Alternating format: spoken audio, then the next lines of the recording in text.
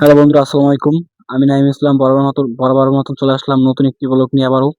দেখতে পাচ্ছেন যে প্রাকৃতিক ভরা সুন্দর একটি রাস্তা।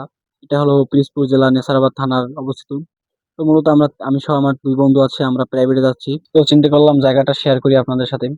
বেশ একটি ভালো জায়গা। তো বন্ধুরা দেখতে পাচ্ছেন যে দুই পাশ দিয়ে কলা গাছের ঘেরা।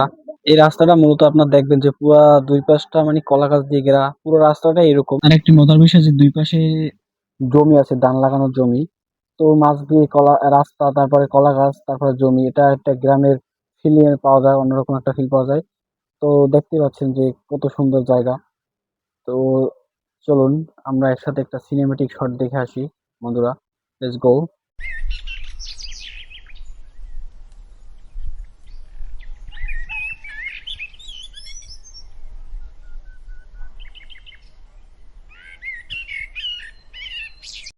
তো বন্ধুরা আমরা এখন রাস্তার মাঝে চলে আসছি, দেখতে পাচ্ছেন এখানে ভিন্ন রকম একটা পরিবেশ।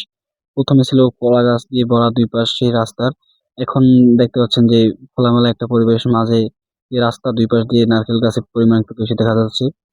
তো আপনারা দেখতে পাচ্ছেন যে আমার দুই বন্ধু আমার সাথেই আছে এখন বর্তমান ভিডিওতে।